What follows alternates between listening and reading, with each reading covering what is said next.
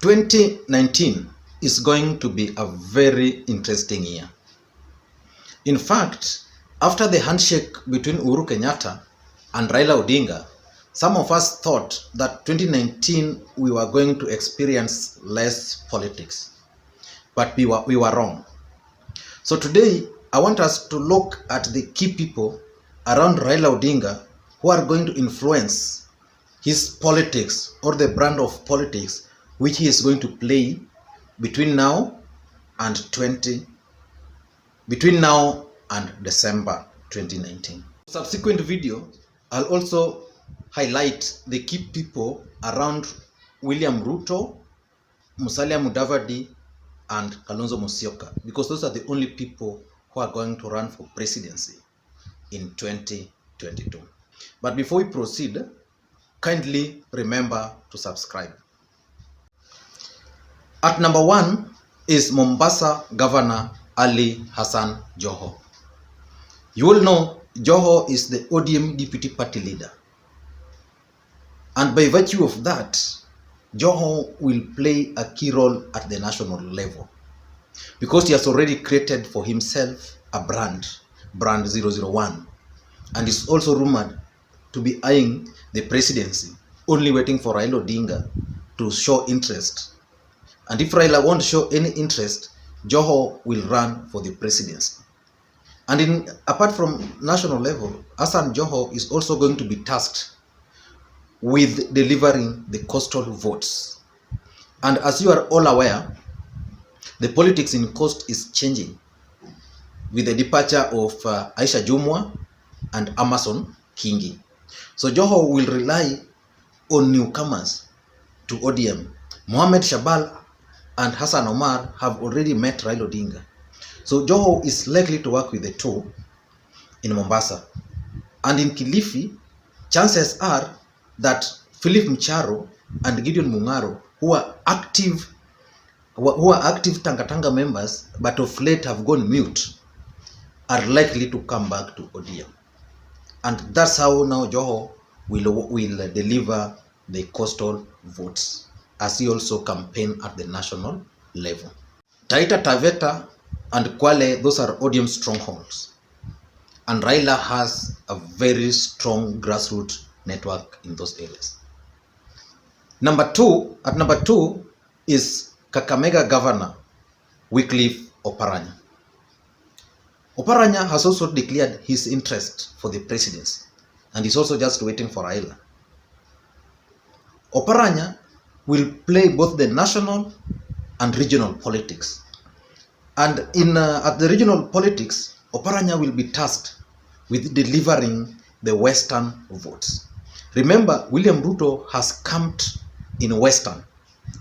So Oparanya is the guy who will be tasked with ensuring that Western remain with ODM.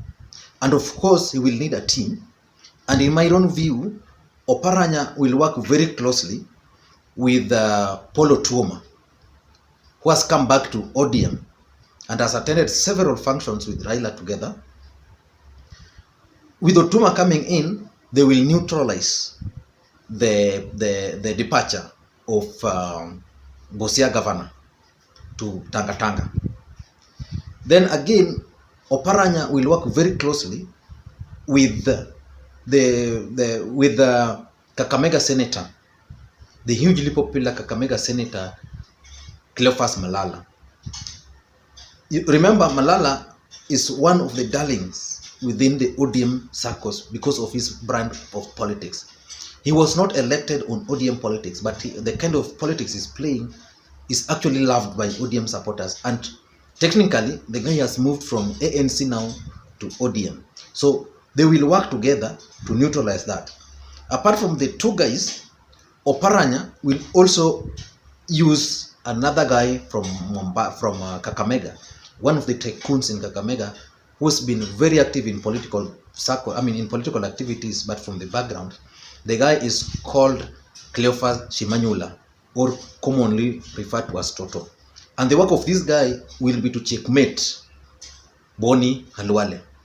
Listen to him dealing ruthlessly with Boni Halwale. Khalwale ni mimi nimekuambia hata sasa nitajie mahali Khalwale amefungua hata hoteli ya kuuza mutura, ameandika watu gapi? Unanipata vizuri? So kitu mimi nakwambia Khalwale ni mtu useless kwa community ya Waluya. Na hiyo mimi nakwambia for free, Khalwale aisaidia Mluya. Because kama mimi Toto, mfanyabiashara mdogo tu ambaye anataka nisaidie, ndio angekuja 2022 ananiambia Toto nisaidie parado zako 10, nisaidie kwa na milioni 200 tupate hiki kiti. Unajua mtu anaongea na mtu mzuri. Sasa yeye anakuja anapiga Toto vita kwa ajali. Anasema anaenda kwa matanga anaongea watu wamehuzunika, yeye anaongea juu ya watu walipwe. Unanipata vizuri? Mimi najua Khalwale penye yako mzuri zaidi, hata udaktari na kisha certificate yake ya udaktari hiyo ni ponoko. At number 3 will be Siaya Senator James Agri Orengo. Orengo has been a key pillar around Raila Odinga, and he handles all the legal matters pertaining Raila Odinga presidential bid. In fact, it is said the success of Raila Odinga's within the corridors of courts is attributed to Jim. So he will play that particular role. Apart from that, James Orengo will also be tasked with delivering Siaya votes. Remember, in Siaya, that's the home ground of Raila Odinga. And during the last election, Nicholas Gombo actually gave ODM a run for their money. So this time around, Orengo will be tasked with delivering that vote. And of course, he will also need a team just like Joho and Oparanya.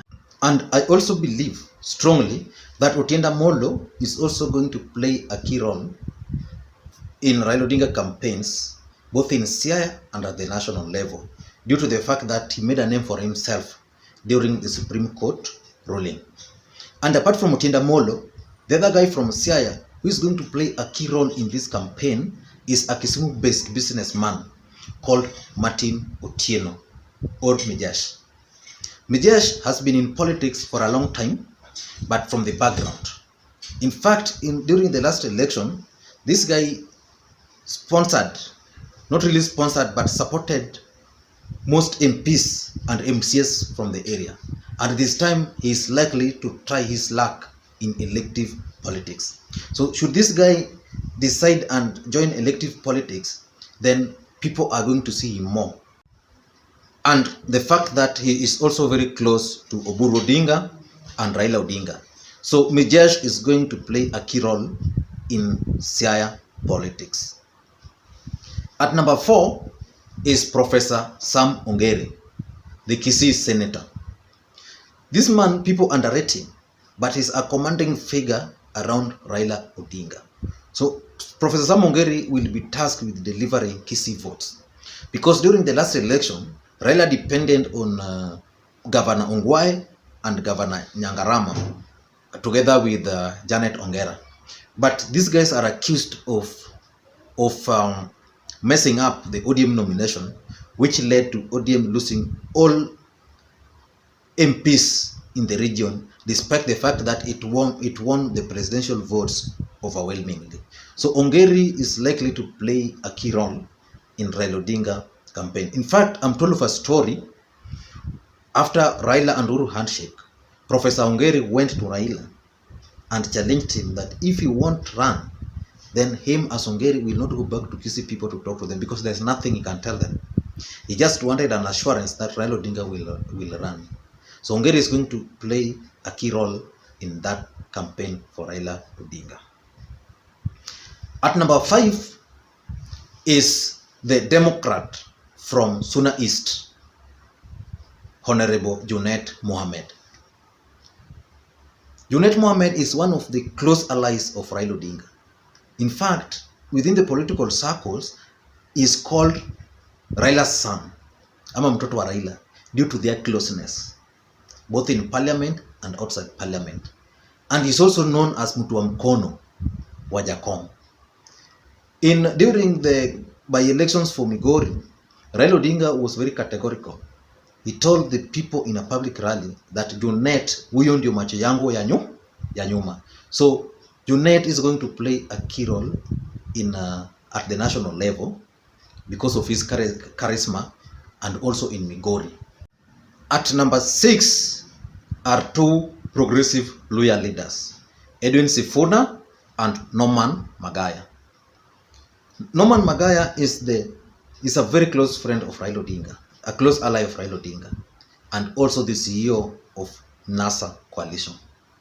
Edwin Sifuna is the Secretary General of ODM party.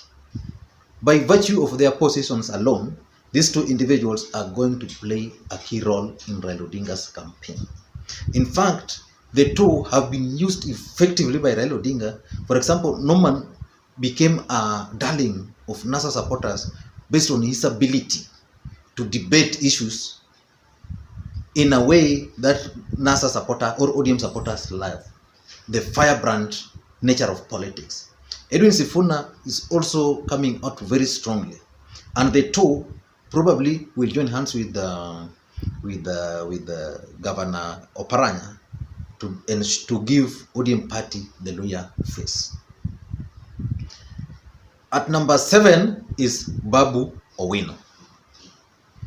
His TBMness. As you all know, Babu Owino has the ability to charge crowd if given microphone. Apart from that, Babu Owino has a way with the university students, so he is loved. So he'll play that particular role as a linkage between the youthful generation and Raila Odinga. And of course, on his own account, Babu Owino is also very popular. At number 8 is Mishi Mboko. Remember, Mishi Mboko, Gladys Wanga, Aisha Jumwa, and Florence Mutua were actually referred to as Iron Lady of ODM during the last campaign. And with the departure of Aisha Jumwa, in my view, I strongly believe Mishi Mboko is going to take up a role, and Raila Odinga is likely to elevate her to be the face of the ODM women in his campaign. And in my view, Mishi Mboko will now be in charge of the ODM politics. He will be the face of ODM women, or Raila Odinga's the face of women within the Raila Odinga's campaign. And he is likely to be joined by Gladys Wanga, Florence Mutua, and Gedi, the lady who was previously, who was recently implicated in that sex tape. So the women will join others and give ODM the women face. So Mishi Mboko is likely going to be elevated. At number 9, in my view, is going to be two gentlemen from Maasai community, Elijah Memusi and Senator Oledama. The Narok senator is known for his no-nonsense brand of politics, which is loved by both ODM supporters and the Ma community. Remember how this guy just went to Mau and started planting trees. So he's going to play a key role. And you know, this guy is also a firebrand politician, and it's also a darling of most of ODM supporters. So Ladama is going to play a key role. And the other guy is Elijah Memusi from Kajiado Central. This guy has been in ODM and a key pillar, a key link between Raila Odinga and the Ma community. So with the two coming together, they deliver the Ma votes, which is critical for Raila Odinga's campaign in 2022.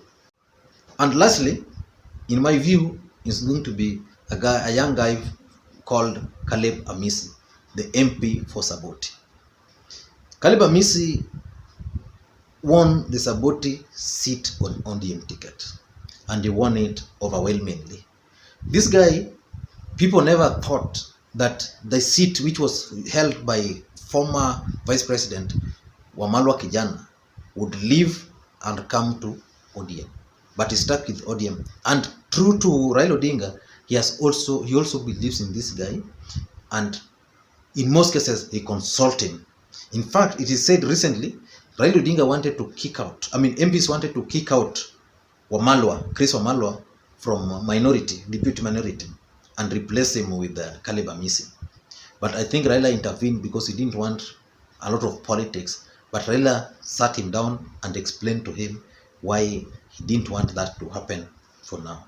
So Caleb Amisi is going to play a key role because of his ability to connect with the youths, his ability to mobilize resources, and in my view is going to play a key role. Thank you guys for watching. I apologize for the previous video. I forgot to put on, to switch on the microphone, so the volume was a bit low. I hope this one is going to be okay. Thank you guys for watching, and please remember to subscribe. Thank you.